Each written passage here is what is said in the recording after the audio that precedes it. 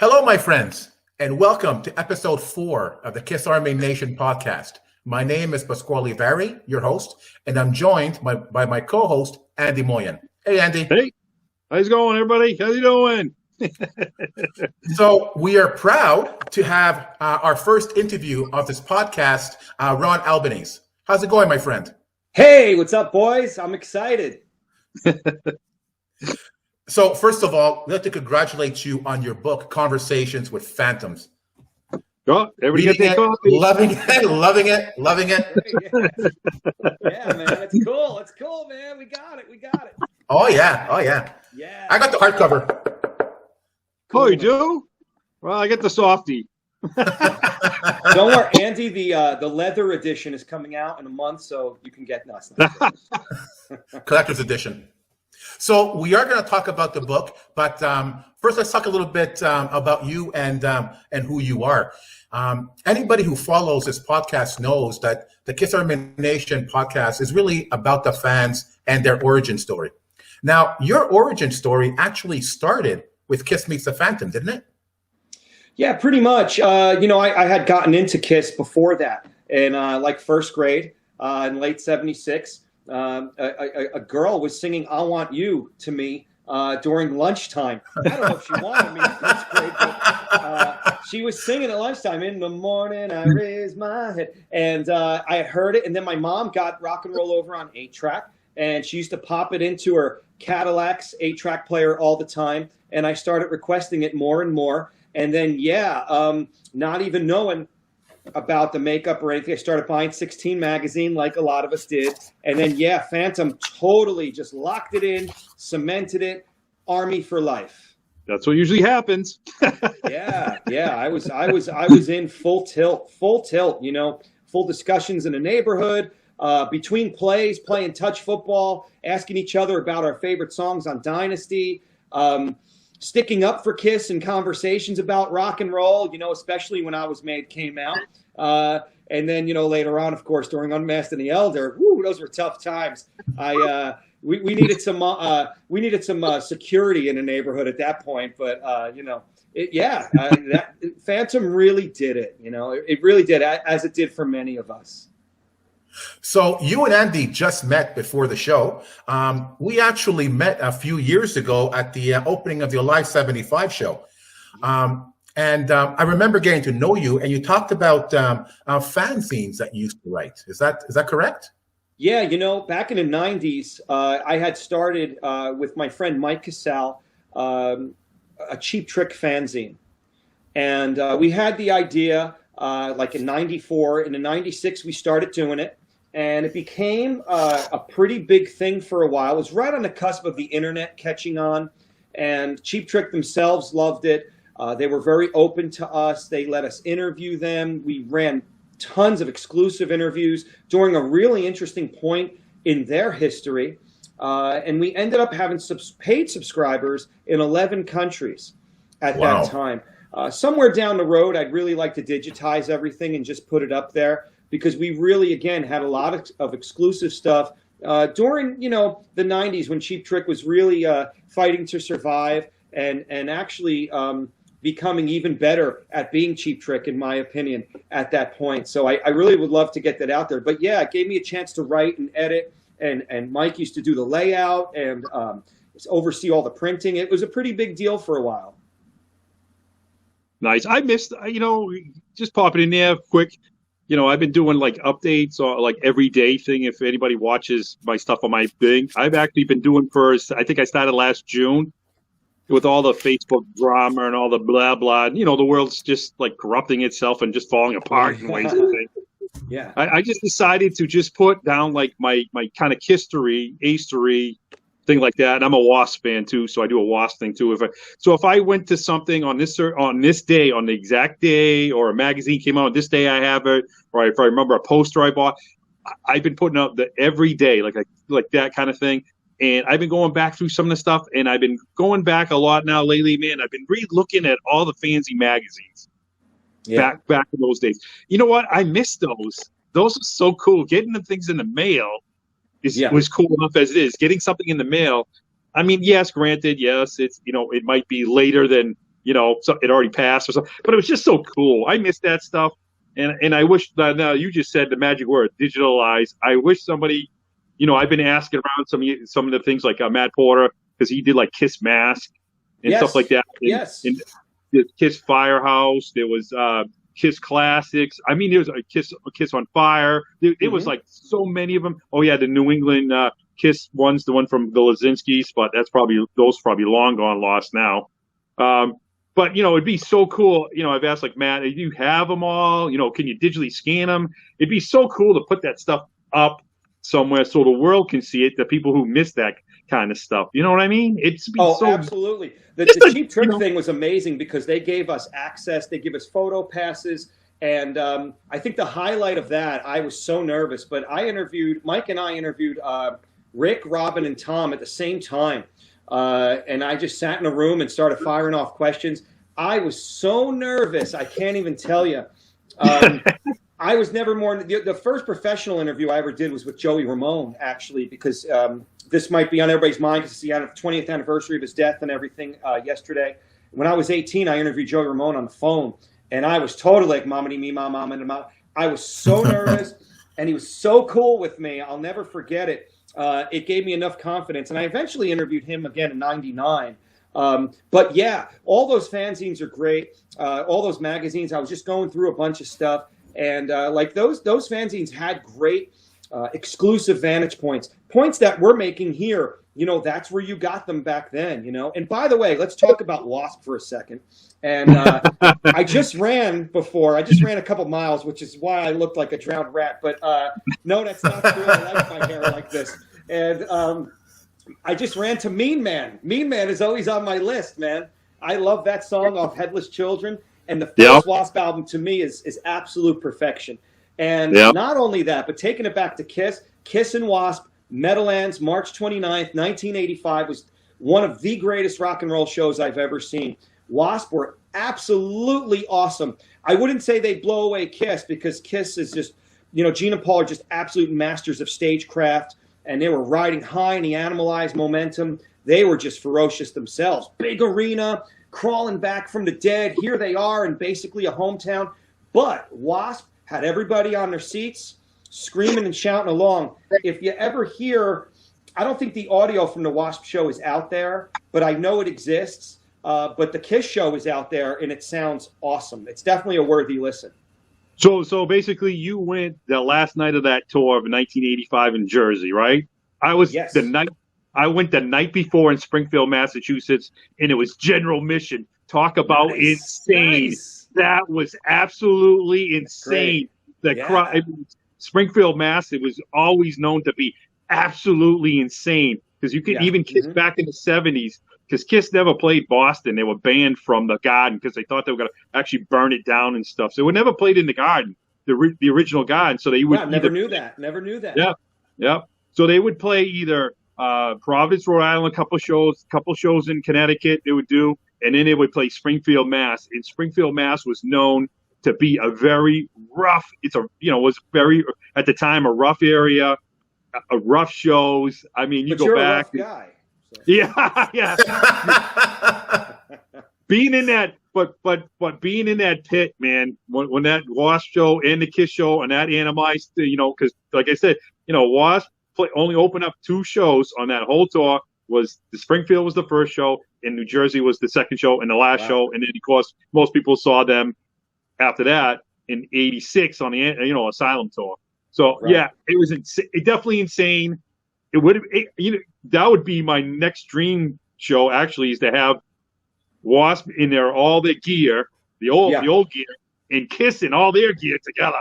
That would have been full out shows. Both of them. Let them have their full out thing, man, and show the people. Like Kiss did. 96, man. Between the two of them, and you have the original. I don't know if they could have the original W.A.S.P, but anyways, that kind of with all the things on, it'd be crazy. Anyways, I can go on forever with all this stuff. I can't believe it. I'm on my first W.A.S.P podcast. It's amazing. So, Ron, I want to go back to the Alive 75 show. You were the MC at that show, and I remember you taking us back to 1975, and you made all of these pulp culture references. Is that a specialty of yours, pulp culture, a love and passion of yours? Yeah, I think so. Music, television, and movies, fashion, fads from like the 50s forward has always been, a passion of mine. And when the Alive 75 boys called me up, they said, "Hey, you want to warm up the crowd?" And I said, "Sure." And they said, but you got to do it. Like it's the 70s. We're looking to do this whole atmosphere thing. So I said, okay. Then I got really strict on myself, and I wouldn't do any comedy past 1975. I wouldn't make any references. I would think about things and say, no, it came out in 76. Can't do it. And put together a whole act. And that was awesome. Yeah, we did that a couple of times, Pask, actually. Yeah. And it was just an awesome time. And then, as cool. you know, it blossomed on to actually being in Alive 75. I saw you again at the Living in Sin convention in New Jersey, and I was doing my Kiss Army Nation TV episode, and you were interviewing people there. What a fun episode to record. And hey, you were like fast and furious with the pulp culture stuff in there, the pulp culture references. And I remember I thought, hey, wouldn't it be fun if I actually put those references in the video as you said them? And some of those references were so obscure, it took me hours to find them. And I remember you were impressed about one particular find that I made. You go, wow, you actually found that. It took me hours to find. But I did. Now, what do you get? Cool. What do you get all this stuff? What do you... I always collected magazines, old circus magazines, 16 magazine. And, I think when I got a little older, as the 90s hit and the internet hit, I kind of just went backwards and started studying stuff. I'm a big fan of like surf music. I'm a big fan of Frankie Valli and the Four Seasons, things like that. And again, television, old cop shows, and then above all, fashion. I think I'm into, don't go buy this outfit, by the way. But yeah, I like things like that. I like to dive into time periods and study them and their impact on general pop culture, global pop culture. I study a lot of Australian pop culture. I don't know. I just kind of get into it. It keeps me on the level. You know what I mean? Was that your basis for writing your Phantoms book? The Phantom book was how the heck do I write something about Kiss where I can do it in a way where I can have a lot of fun? Not only that, but the other criterion would have been or was what has not been written about. And at that time, you know what happened, guys? I somebody was nice enough in the early days of collecting DVDs and stuff to send me, and I just remembered this recently. They sent me every language dub on DVD. They sent me the Greek version, the Japanese overdub, and not least of which the Italian one. I started watching that, and I really wanted to write something. Previously, guys, I don't know if you know, I wrote a little bit for Tongue Magazine, for Gene's Magazine. Yeah. And doing that, and I used to write stuff online and everything, and I really wanted to write a book. So I just kind of landed on Phantom because it was a mystery to me, especially in those days, in the early 2000s. We didn't know much about it at all, and I just really wanted to dig into it, started doing the deep dig, calling up people, saying, hey, do you know anything? Do you have a phone number for me? And little by little, it snowballed. I started getting interviews together. Every interview was really cool. And then, as you guys know, too, it sat in my basement for the next 17 years. Because what happened was I started being in children's entertainment, as you guys know, and my business started growing at the time. I had my son, Nicholas, and then I had my daughter, Sophia. I did not name them because of Gene's kids. It's a coincidence. And, I started doing that, and I just put it on the side. And Kiss fans are so cool, and they never forget, by the way. Kiss fans do not forget. I get an email every now and then. Whatever happened to Ron Albanese? Whatever happened to this book you said you're going to write? I'm like, oh, I'd be cringing. I feel terrible because I went and announced this grandiose project. I didn't know, I was young and inexperienced. So I always said maybe someday. And I kept walking by my box of cassettes, and I said, I got to do something with this, And I struck up an acquaintanceship with a guy that runs Bear Manor Media. And I said, he was a really nice guy. We got along great via email, going back and forth. I said, how would you like to put out this book on Kiss? And he said, no. And I said, but wait a minute. I said, Kiss fans are awesome. If it's good, they'll buy it. It'll be good for your company, good for me, good for society at large. And he thought about it, and he said, you know what? It sounds like you got a lot of enthusiasm. You have something here. Go for it. So I kind of did that. And then I wasn't getting far at all. And then we had this pandemic. The pandemic, you say. Yes, Pasquale, the pandemic, Andy. The pandemic hits, and I'm like, I got a little bit of time to write because, as Pasquale knows, we're school teachers, he and I. And at the time, I wasn't live online. So you'd be put, we thought we were back in school in a month. We thought the pandemic was not. Remember those days? Oh, yeah. We think these things. I'm like, I better get writing. So every day I'm getting up and I'm writing until my eyes are blurry. I wanted to get at least the interviews out there for everybody because first I wanted to find out. I signed a deal without even knowing if this could be put out. Like, I knew I had some good material, but could this thing actually be released? Does it make sense as a text, And I started putting it together, and I realized that I had a little bit of the actor angle. I had a little bit of the Kiss office angle, and I had the behind the scenes of the movie making angle. And it all kind of came together and started painting the picture of this project. And that picture was a little bit different than the Kiss Company line of, we made this and Peter and, you know what I mean? And I always wanted to debunk that a little bit, and not so much to prove Gene and Paul wrong. That's their vantage point. They were there. I was not. And just wanted to give you the overall picture. The guy that did a stunt in it might have a more vivid memory than Gene and Paul about it. So I just got down to writing during this, and I wanted it done and wanted to get it out there. And I think there's a lot of good little nuggets buried in the text, that really, again, flesh it out and give us fans something new perspective-wise about the film. Because people involved in the movie, it made an impression on them because you interviewed them in 2001, 2002, and they remember a lot of the details from back in 1978. It's a good point, Pasquale. And I thought, though, I'll tell you what, though, in my experience as a writer, and that's just me, I'm not, I don't want to sound like my experience, but I think the 20-year mark is about the place to go, no further than when you really do get memories down, because our memories start to kind of overwrite a little bit, or we rehash certain ones and we forget details. So I think I got lucky in getting a hold of these people at that point, So if I found some of them today, I don't know if their memories would be the same, because now it's 40 years ago. That's a long time. That's a long time. Some people can't remember what they did a week ago, just the way they are. They just kind of like, okay, I did it, and I just move on. It's very true. It's very true, So, somebody might say it was just a job I had then. But when I talk to guys like Carmine Caridi was the coolest. I mean, he wanted to talk. He loved it. It was a major impression on him. And, pretty successful actor, right?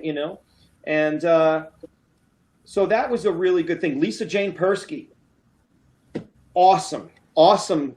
She was great. We had a blast. You could read it in the interview how it came across, how she was into it, and we kind of hit it off.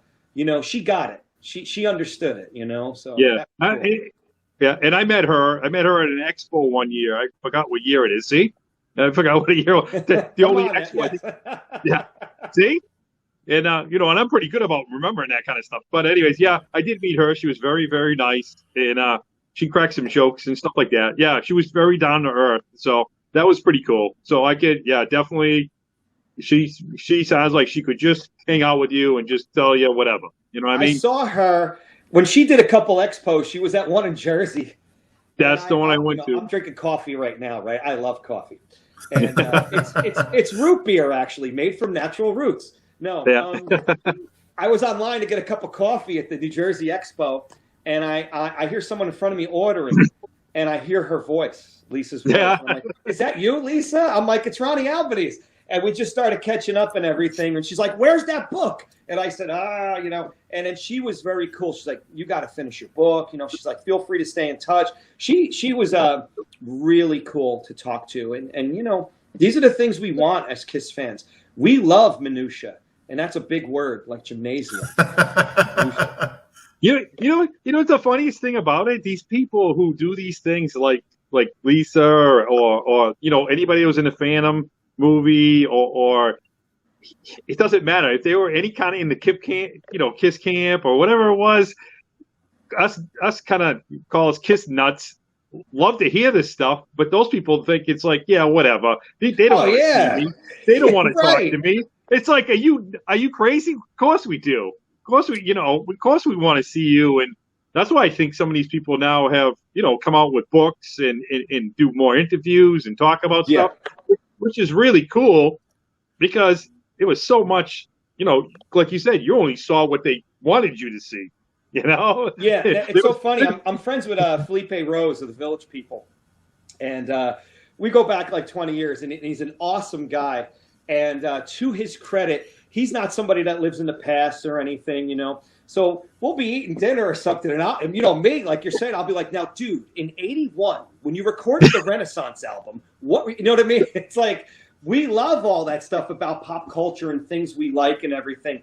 And like you said, some of them might not recall it, some of them might want to, or like you said, they might not be of a nostalgic bent. How did you like that, Pasquale? I said, nice, very nice. You're killing me. I have no idea what the hell you're saying. Subtitles. We gotta get subtitles for me.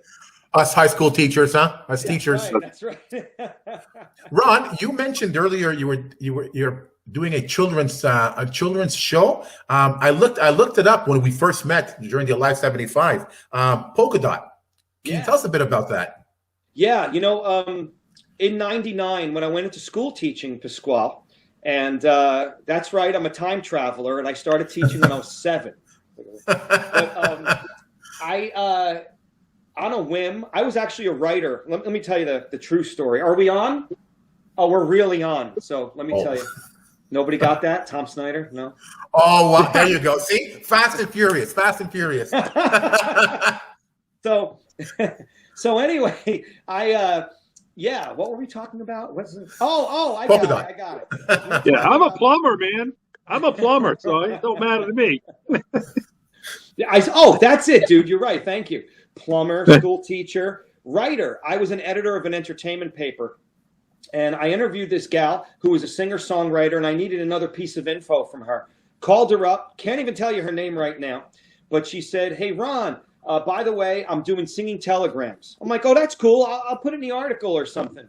And she goes, and they pay $40 an hour. I go, that's awesome. And she goes, you should do it too. They're hiring.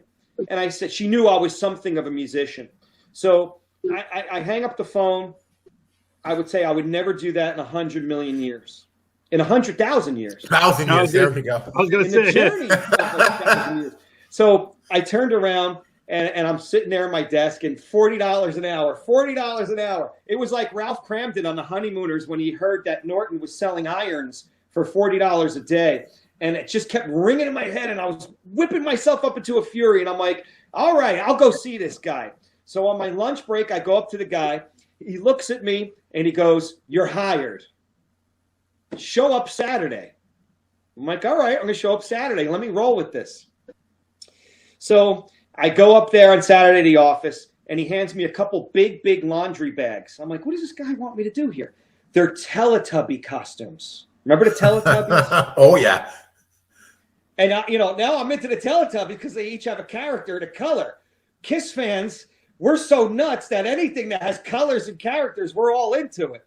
So I'm like, all right. So now I'm being Poe in a backyard, the red one, by the way.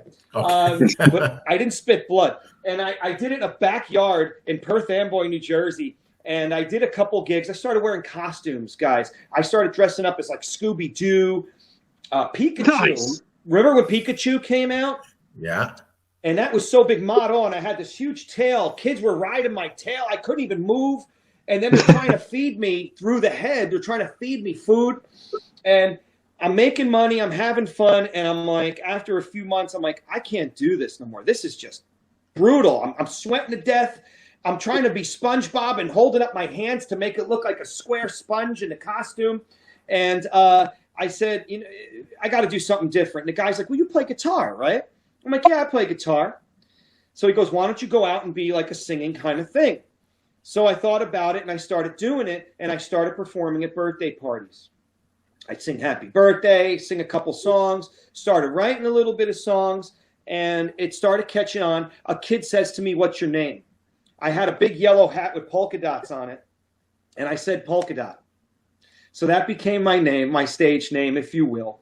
And that was pretty cool. It's a good name for kids to say consonant-wise. It has like the hard consonants.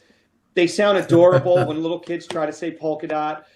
Makes it more into a character than a person. So I started writing, and now I have videos and songs. I've been on, I've done some morning shows in New York City. I've been on Sirius, things like that. And it's been a cool ride. It's been as long as I've been school teaching. And in another 45 years, I can retire. So you went from dressing up in polka dot to dressing up as Paul Stanley in a Live 75. Which, by the way, in my opinion, the best Paul Stanley in that band. Oh, dude, that's very. And not just because you're in front of me. The absolute truth, the best Paul Stanley in that band.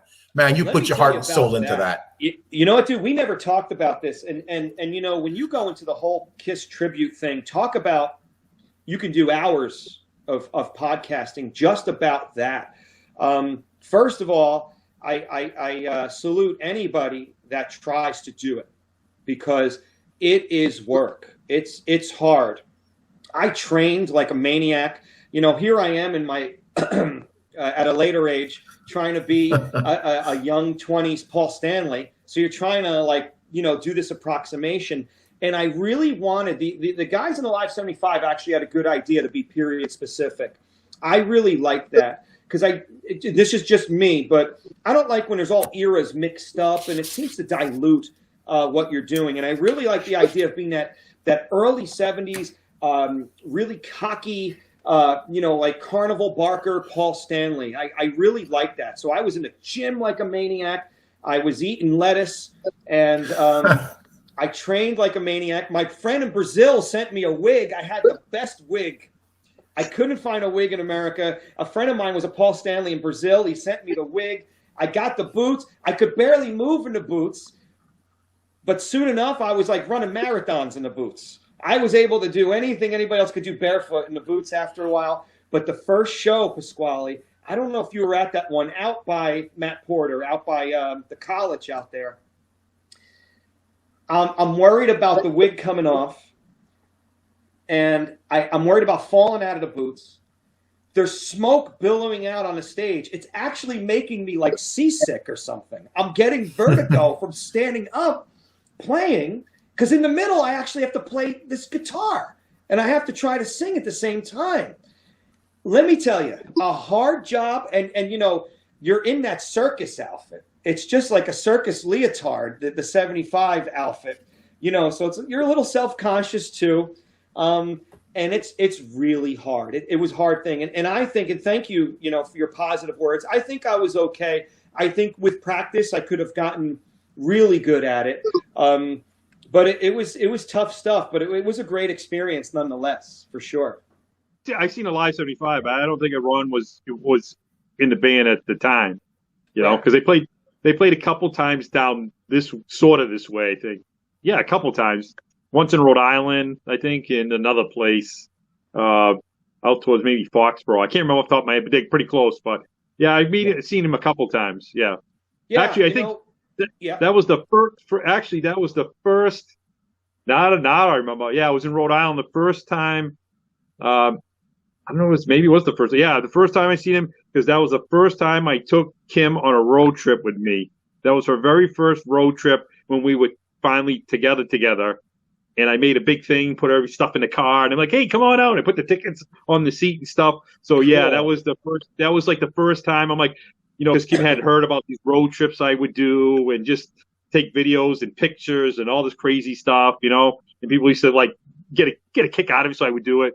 And so that was the first road trip with Kim with me. He wasn't that super long, but it was just the first road trip for her and I together doing something together. So yeah, it was a live 75 in some place in Rhode Island. It was it was fun. We had a good time. Fun stuff. Yeah, I'll tell you. Well, I love all that early Kiss stuff. Oh yeah, first three albums to me are pick apart alive, right? Like to learn all that material, and it was good. And then we actually did Flamin' Youth, and we did it the way they did it in early '76, and it was awesome to do that one. I love doing that, and Come On and Love Me, and all those kind of tunes. That whole early Paul. Unbridled, you know what I mean? Just going for it. And again, it would be something I'd have to really study for. I kind of broke my own rule because I'm such a fan of like Animalize and Asylum Paul that toward the end I was kind of like doing that a little bit, and I'd be saying in my head, "You're breaking the rule. You're breaking format," But I couldn't help myself, So there's no good Animalize tributes, Yeah, again too is that. Like you, Ron, man, I've seen tribute bands, a lot of them through the years. I mean, I've seen a lot of tribute bands through the years since the early 90s. And, man, I always gave credit to every single one of them. And for the people who beat down on these people, like, oh, my God, this guy doesn't look like Gene. This guy doesn't look like Paul. They don't sound like this.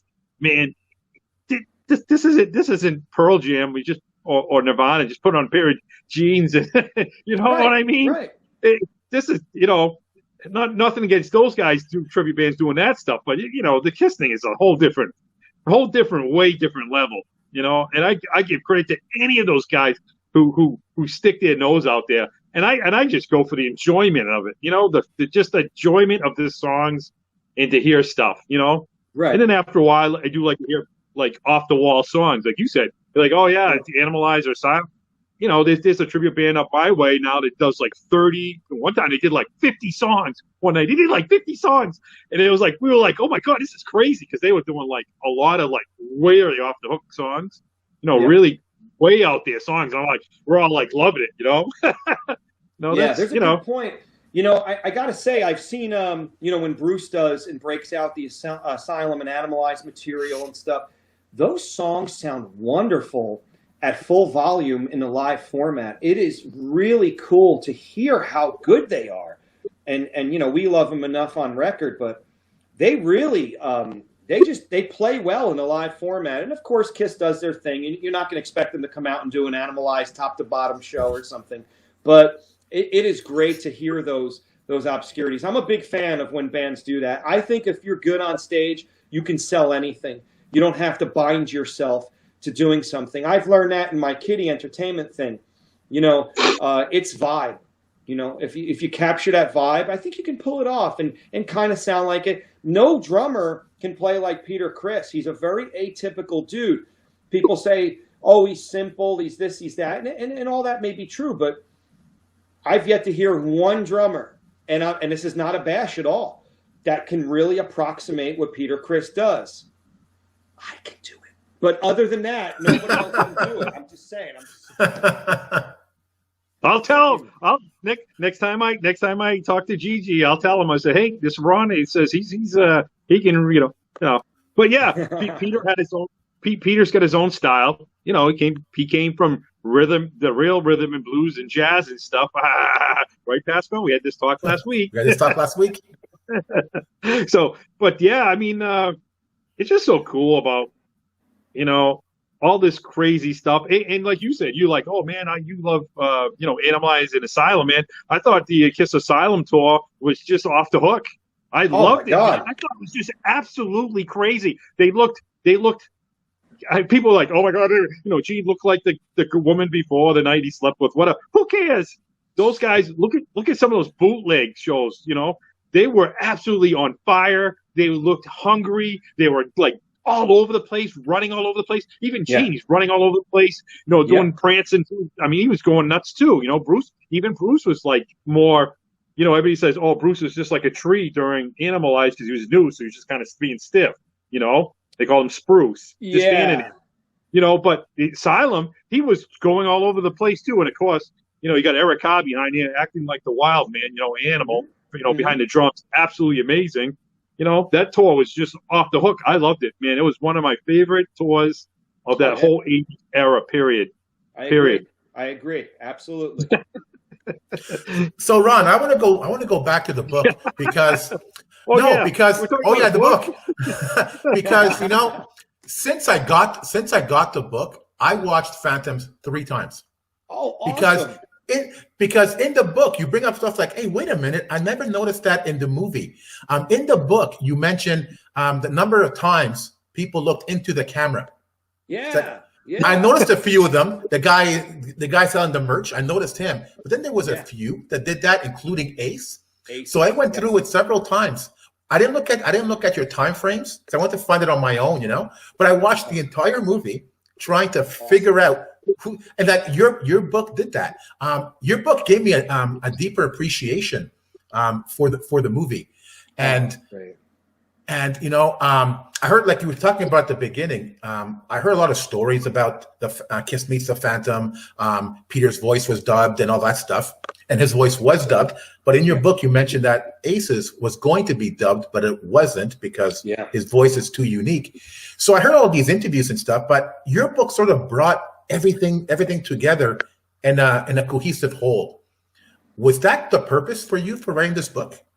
Absolutely. It was to pour anything I had learned in my research into the book, and again, kind of make sure it was presented in a way that made sense, so you can kind of walk through the movie and understand it in a more clear fashion. And the challenge therein is actually that you're not writing in this narrative format. You're actually writing in an interview format. And that's a little tricky because the interview format, I think, sometimes can come off as it's almost kind of a throwaway format to me. I'm going to talk to you and I'm just going to, translate what you're saying and that's it.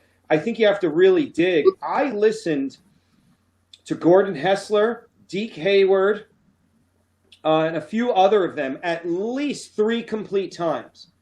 I had to pick up, when we talk, we're hearing the intensity of what we're saying. And you lose that in the words. So I had to make sure those points are clear sometimes through the use of parentheses, parenthetical statements, and things like that, because I didn't want to lose that, what I was finding out.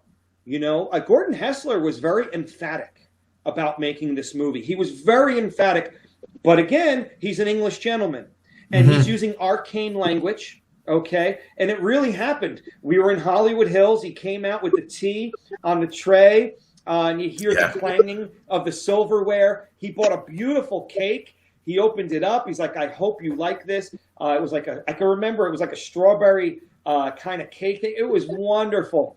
We sat down. We were helping ourselves. Sugar cubes, you know what I mean? And you had to really understand what he was saying because he did his homework. For that interview. And I could tell that was really going to be a defining moment as a centerpiece of the book, particularly Gordon Hessler and Deke Hayward. Now Deke, unfortunately, Lewis Hayward, had suffered a stroke right before that, about a month before that. And he actually passed about a month later or something. And so I got his last interview he ever had done. And of course, probably his only in-depth interview about Phantom. But he wasn't in the greatest health. His spirits were way up. But literally vocally, you couldn't understand him too well. So I had to go back, and I'm dealing with a cassette here. I had a cassette player I put on his table in the living room.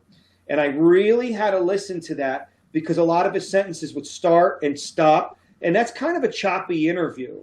When you look at it, there's a lot of ellipses and things like that. But I really wanted it to kind of be accurate, I don't want to go and start putting things in there that change the tone. Even if I'm just editing, I didn't want to lose that at all. So, I don't know. I'm not the best writer in the world, but I wanted to be really accurate, guys, and also convey what they were saying. So that was the whole trick to that, This is a chick who really loved this movie, loved doing it, and she thinks it's almost funny that they would disown it. Like, You know what I Yeah. mean? She just really loved the project. But you were saying about that swampland in New Jersey? It's just interesting how, like you just saying too. I was just going to say that. At least it was like it was all good and it didn't big, and then there were other people like, man, this is just like awful. Why this is just like terrible? Why do we do this? What a joke! It's interesting. Wow, it's interesting that some of the people that you interviewed said some of the same things. They like Gene was more focused. Gene was more focused. Yeah. It seemed more about the movie's more about Gene. Ace is just his little cock drinking and doing whatever, and Peter was just kind of off on the side, more quiet. And it even seemed like nobody liked Paul. Like nobody liked Paul. Paul was just kind of there, but nobody liked Paul. Now, Paul, if you're watching, I'd like to say, Kiss Army Nation podcast loves you, but we do.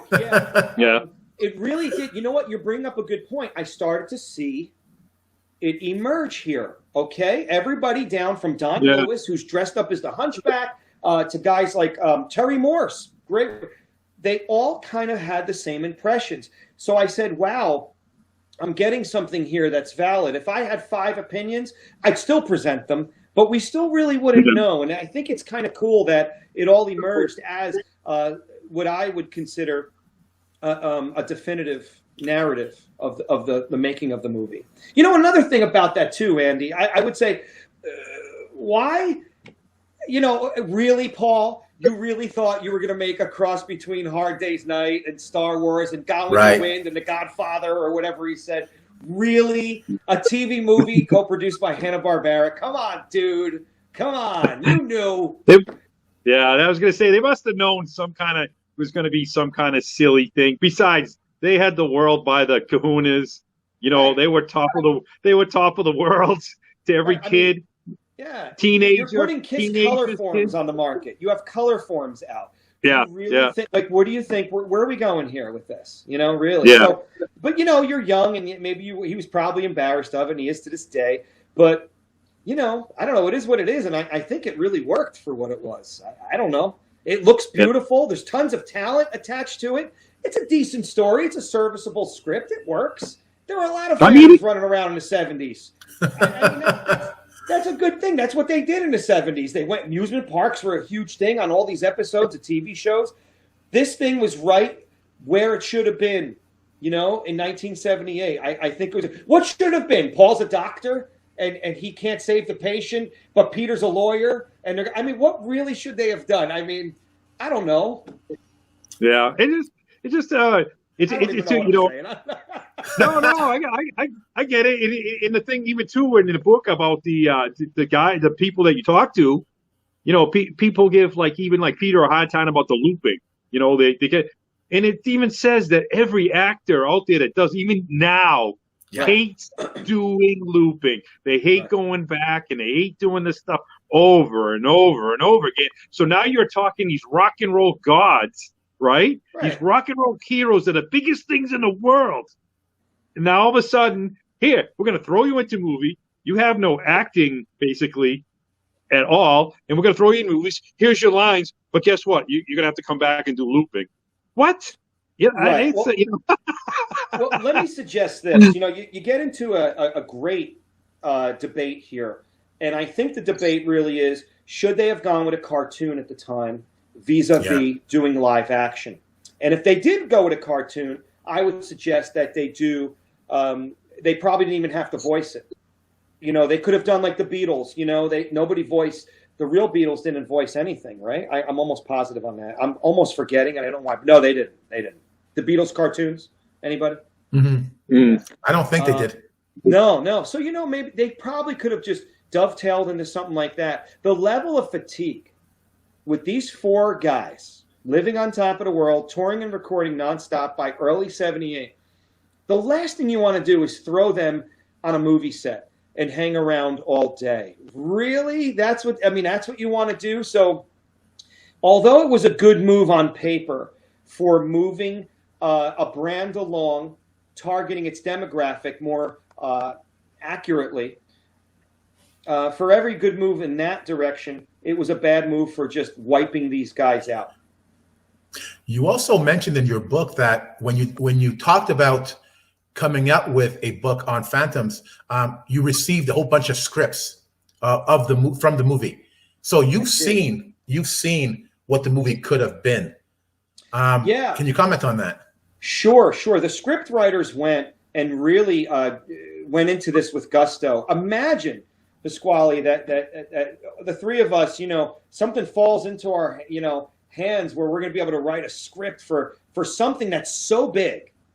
So and you want to prove yourself, right? And these guys really went for it. And the two versions of the script that really come to mind, of course, the earliest version and the film version. But the earliest version, with those scenes, with the Native American battle scene, always comes to mind. I love that. That visually could have looked so cool, But of course, how are you going to be able to film that? You're going to need a million extras. Are we making a Western here? Or Kiss going to be wearing cowboy hats or something? So I mean, it had more scope to it, I guess you could say. It had even the flying horse. The flying horse, the horse that suddenly appears. What is that fantasy sequence? What is that? By the way, that is amazing to me. And going backwards, what blew me away out of all of this was the fact that Ace may have done overdubbing. And I saw Ace in September when we did the Target thing, the promo thing, and we were just busy, doing that. So I didn't really have a chance to ask him if he remembers overdubbing, but that was something that somebody out there needs to ask Ace about, because I think that's just so incredible that he probably cut a whole version of his dialogue. I mean, it would take 10 minutes, and it's not like he said monologues or anything. You know what I mean? Well, again, let's put it this way, though. Just not the. Oh, excuse me. I mean that somebody overdubbed it. I should have overdubbed myself there. I didn't say that. Well, let's put it this way. When I went to the expo, the one that Ace did his whole full album, the solo thing, man, which was off the hook, which was off the hook. And I showed down there, and I went to one of the photos. I wore the back. They call it a tunic, but I call it a dress. It made me and Megan have a joke about it. She makes from Canada, made a lot of my suits from when I go on the Kiss cruise. So I always want something bizarre, not the same old costumes. I wanted some. So she had made me the tunic at the back of the Hotter Than Hell. Well, I wore it in to see Ace, right? For some strange reason, which I never had, I got a sty in my eye. I woke up that morning before I went down, and I'm like, what the hell is this? And Kim was like, you got a sty. So I'm like, so now I can't paint my face. So then I thought about, man, I'm going to paint my half face when he did the thing from Haunted Hell, when he got in a car accident, and I'm going to put the little scar thing. So when I went to go see him to take the photo, he turned around as soon as I guess I started walking out. He goes, what's up with that dude wearing only half my makeup? So they had to explain to him why I was wearing half the makeup. And he was like, what? He didn't get it at first. And then he finally started to catch on. Oh yeah. And then he started laughing, I guess. And I, kind of like strolled away, It was just, so again, it comes back to, not to take away from the Phantoms, but it's the thing about people's memories, Some people can remember stuff and some people are not going to remember stuff. And, as Ace did in all those stories, though, you hear from the Phantoms thing, Ace getting in his little the middle of golf cart, drinking and driving around and, making people laugh and have a good time and taking it off, Right. So, Ron, a final question to close the show. Do you think new fans of today appreciate the Phantom as well? Great question. I think all of us as proper Kiss parents and proper Kiss uncles, I think we've probably shown it to kids at some point. I usually go as far as the opening. I think I wrote a whole essay about this and I didn't put it in the book, but I think the opening with Rock and Roll Night is some of the greatest Kiss anything ever put on film. It is so cool. They look so cool. It's just so majestic with the darkness, the theme park, the fireworks. It's just awesome. And I think when people see that, I think they get it right away. I think so. Yeah, I think if they see it, I mean, these days maybe they're watching that Scooby-Doo thing, you know, or maybe even later on Detroit Rock City. Like I know my daughter has seen Detroit Rock City at this point. You know, so it kind of all blurs together. I don't know if anybody, you know, makes sure to watch Phantom and then watch all of Paul's guest VJ segments on MTV. Oh, that was me that I made people watch. Star Search 85 will continue. I love all that. Yeah, there you go. Yeah, but yeah, I think it's out there, and I think if people have the chance to watch it, I think they do, and that would be my hope, that it shows up on one of these streaming services.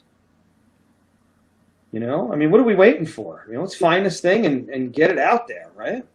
It depends who owns the rights to them.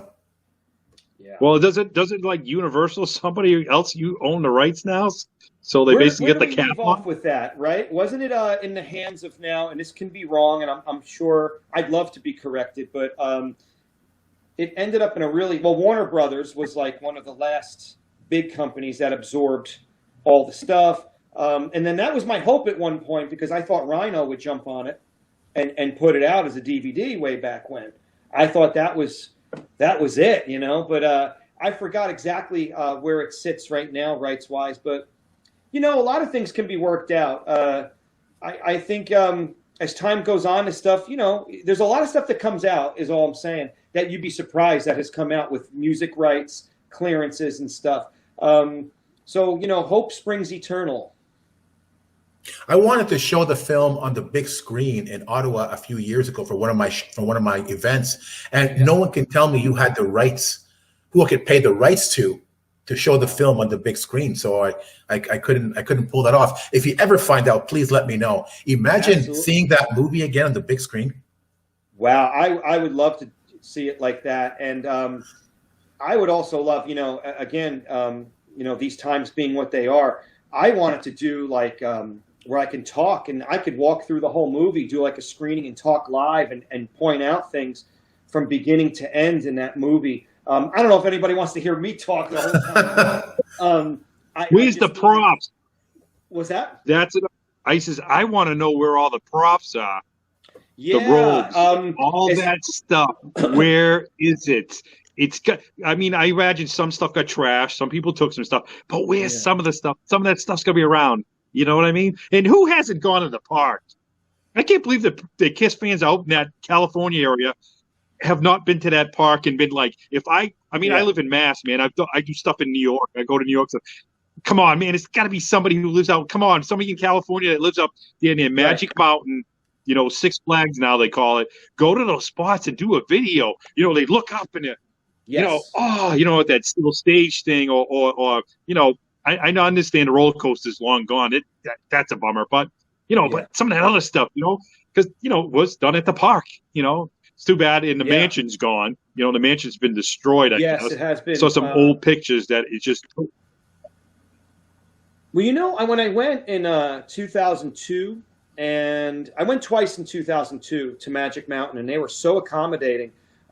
They brought me in. They let me go there. I did when the local paper did a story on me. They sent a photographer, and we took pictures in front of the Colossus and stuff. But they let me check things out. And at the time, I did photograph anything that was left. Peter's Ride, the Roundup, I remember being there. That still might be there now. And of course, the fountain in the middle. There were a lot more sites, at least at that time, than I thought. And you know me, I get all highfalutin. I'm like, I'm going to have a KISS tribute band at Magic Mountain. We're going to do a screening of the film. We're going to do a big book release party. That would have been my dream. Wow. To do it. And Magic Mountain is pretty magical because of where it's at. You know, just not too far out of Hollywood. You know, and then Valencia is an awesome area. We really could have done something up, but that's definitely worth seeing. You know, exactly what's there now. You know, and what still exists. All this. That they did scout another location. Yes. Originally on the East Coast. They definitely made the right move with that one, not only because of the proximity to, you know, production and everything, but just that California vibe just kind of, I think, lends itself to the qualities of it. for sure. Oh, we could talk about this movie for hours. I mean, you were talking about in the book where they wished it was filmed more day for night. It was too much daylight in the movie. I didn't have that horror feel to it. It had a more of a campy feel. But the camp really came from the band dialogue, because what else are you going to get, you know? And what about the kids? Where, you know, remember all those kids with the faces painted? Right. Where are those kids now? Why did somebody go, hey man, I was in that film, that's me, you know, my face painted during the contest, or these people come out of it, or even, I don't know, you know, the marching band people, the ones that look at the camera, or like, another good one. Yeah. Where are these people now? It would be so cool if somebody come out and say, you know, that was me behind the makeup. I mean, you can't 100% prove it. Maybe you can, maybe you can't. I don't know. But, you know, it'd be so interesting if these people would come out of the woodworks and say, yep, that was me in the film, and this is what happened, get their, like, point of view. It'd be so cool. You know what I mean? Like you said, you could just keep going on for hours and hours and hours with all this stuff. It's crazy. Anybody to find a TV movie that had all this stuff, this talent, these great locales, all of this coolness poured into it in the name of Kiss. Like, it is amazing. I'm a buff on TV movies from the 70s. You know, it used to be a very big genre, and there's some great ones out there. But these ones like this are far and few between, you know. And, you know, we could talk about casting. Maybe Deborah Ryan, as much as we all love Deborah Ryan, you know, maybe a stronger lead, a stronger female, you know, just for those small scenes with Anthony Zerbe. You know, he's a powerhouse, you know. So if you had somebody maybe that conveyed the sense of urgency and the drama and the emergency against Zerbe's maniacal thing, because he really does that whole descendancy into madness very well, as I have in writing this book. We talked before about, we talked before about Peter. I think Peter's acting was pretty darn good. If you look at his reactions and everything, he's not... poor Paul, you know, I mean, you know, with the loud whispers and the, you know, it's like, let's go. Yeah, that let's go is amazing. Let's go. I mean, like, who's he whispering at? Really? Everybody's going to hear you inside this place. But Peter, I thought, was pretty emotive. I thought his acting was quite all right. Yeah, I just enjoy. It's a good, just an enjoyment. You know what I mean? It's a let go kind of thing. It's a, you know, it's not like super serious. It's not super gory. It's just kind of like an escape, you know, have a little bit of fun with it, you know? So Ron, just like your book, this podcast has got me in the mood for Kiss Meets the Phantom. So I want to close the show. So I'm going to go off to my big screen TV and watch Phantom. And after the Phantom, continue reading your book. A real excellent read. So Ron, thank you so much for coming on the show. Really, really appreciate it. Awesome. Thank you, guys. This is great. Yeah, no problem. Thanks, Ron. Love the enthusiasm. Cool. Love it. Oh, yeah. And to the Kiss Army, thank you so much for your continued support. Thank you for listening, and hope to see you next time. Bye, everyone. Bye.